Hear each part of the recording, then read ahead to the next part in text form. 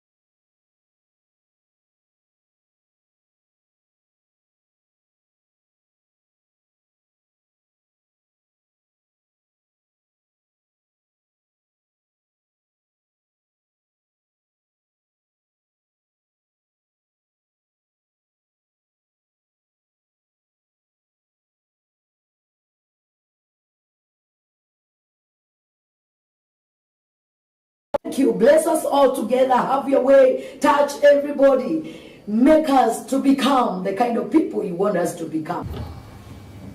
Today on the show, we are privileged to have a woman of God, a pastor, so to speak, and she's also a mother and a sister, a daughter to somebody.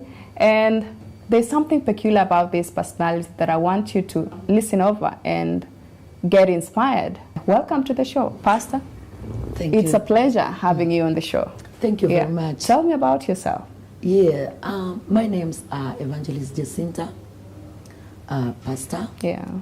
A mother of 3. Yeah. 2 boys and 1 girl, and 2 grandchildren. A woman of God. I respect God. I love God so much. I'm saved. And I'm a lesbian. And my love is to God. I love the church. I evangelize in open spaces and in platforms if I'm given a chance. At the pulpit. At the pulpit. Yeah. And I serve in one of the ministry in Nairobi. It's called CSC, Cosmopolitan Affirming Church, which I came across while preaching the gospel of inclusion.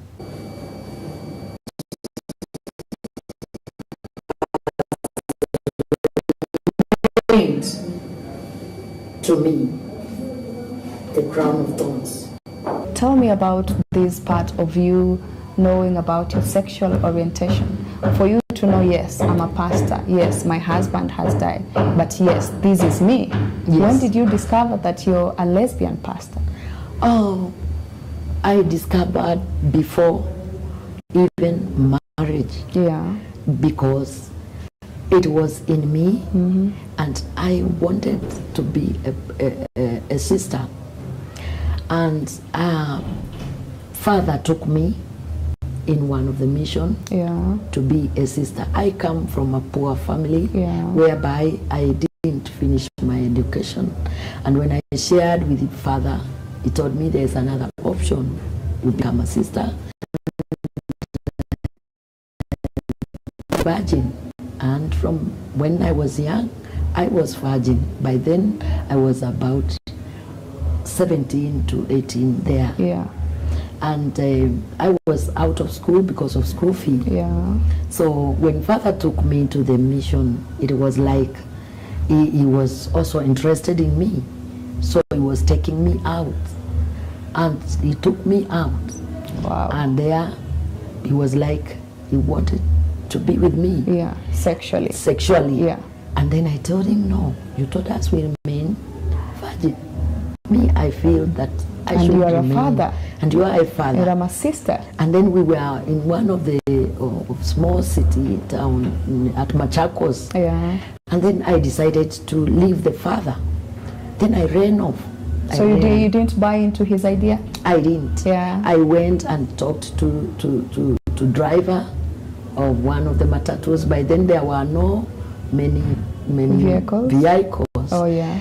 And I went, they decided to take me back home because I explained everything, even those things which we are told not to speak out. I spoke them to them so that they may understand me and take me back home to my mother. So confident. When I went home, I told my mother everything.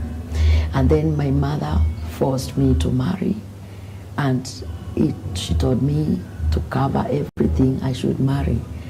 Did you share with your mom then how you were feeling, how your body was responding to? By the time I couldn't, because even I was like, I didn't like indulging with men. Oh yeah. And I was like, even the boy who used to come to home, he had made friendship with my mom, and it's like him and mom, they knew what they are doing.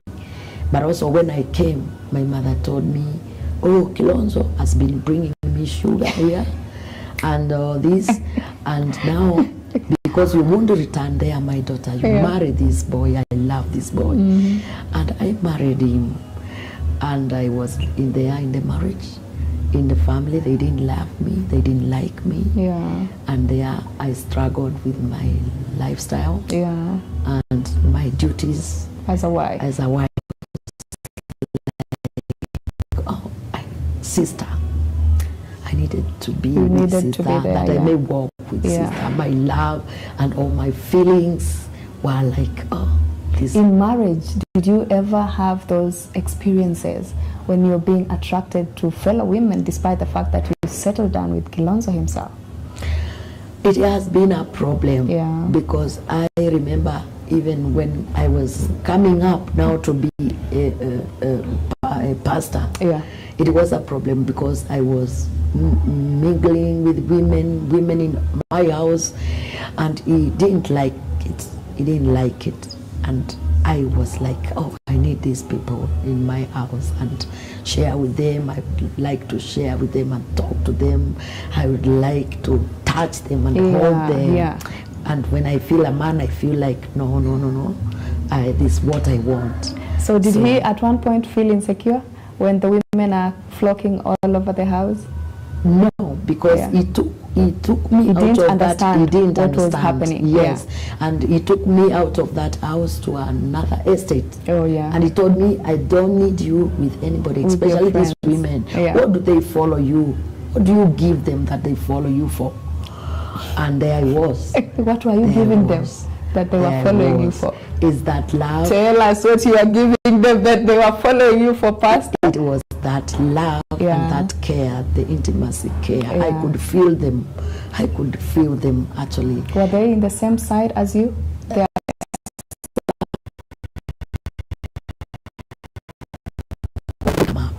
Yes, but there they were, like, they are not well satisfied sexually. There were some who could tell me so.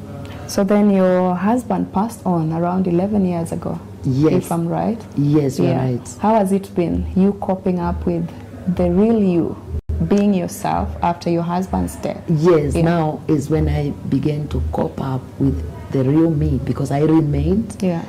And I said, I can never repeat this again, because this is not what I want. And I remained, and I came to a relationship with a woman.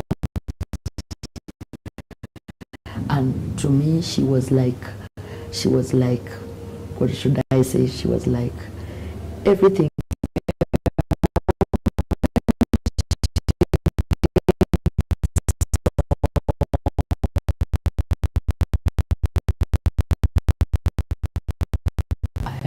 I stopped everything, and I talked to her, and I told her that we cannot continue that way. So does that mean you're single right now? Right now, I'm in a relationship. Yes. I'm in a relationship. You're in a relationship. Yes. How has it been with your partner? Are they the kind of people who are comfortable, around you, around the people around you? How is it relating with each other, knowing what both of you are like in this country, especially? They are sincere. They are sincere, especially she's sincere, though she doesn't want to come out. And she is comfortable. She is comfortable. So she relates well even to other people. I see she has a heart of people. Oh yeah. Yes. So as you a have woman, so much in as a common. woman, in common. Yeah. Now, understand me. I just need to get the reality of this whole thing happening. When it now dawns on you that you're a lesbian. Yeah. How is it? Are you the one acting like the man? You know, we are so used to, in the African setting, we are used to grow up, get married, have kids, you know. So we don't have that kind of, you can interact with same sex kind of a person comfortably, or you staying with the same sex comfortably in a house. How is it? Is she the one who came over to stay? Are you the one to go the other side? Are there any formal arrangements with your family and their family? How does that work? How has it worked for you specifically? Oh, it's my secret. Yeah. For now, I cannot yeah. speak. It's my okay. secret. Yeah. As you know, in family. Yeah. In family, even God himself said that it should be respected. Yeah. So I think you respect me for sacred. that. It is family secret. So to me, as I am, it is well. Yeah. It is well. But you're comfortable to share with me about how does your immediate family take this? Your immediate family, your kids, for example. My kids. Yeah. Especially my daughter. Yeah. And my son, whom I'm staying with at home. Yeah. They respect me as a pastor. I pray for them. Yeah. I love them. And especially yesterday we were talking with my son and too, because you didn't let us down. Without, you will marry Kisumu or elsewhere. When you say, but we see that you have stood. Yeah. So when you came up and said it, it's like now I see my real mom, because your love, and if I can be asked, is that you are really attracted to women. Did they know about it earlier than we did? Earlier, before you came to the public, had they known? No. Until they didn't know. I told them. Until you came to the public. Until I told them. Wow. When I then came, you're such a secret keeper. Yeah, but now is when they are giving me feedback, as my son told me yesterday. He told me, yes, Mom, I can stand with you in this because I've been seeing with women. When you come home with women. Yeah. When you are there preaching, when you tell us that you are going to Rwanda, either Tanzania, you go with women. Yeah. So I can witness this. Have you ever felt discriminated by virtue of your sexual orientation? Oh, somehow, especially this time when I've come up. Yes, and I've felt it. I've been discriminated, and for the sake of Christ, I say there is someone who loves me. Exactly. How were the instances of discrimination? What were people doing, saying, or something? My fellow pastors, because I have many fellowships. Some have said that I should not join them in their pastors' fellowship. Some have called me in their meetings and told me, oh, Jacinda, now you are this much sinner. Yeah, you've sinned so much. Sinned so much. So we don't count you in the house of God.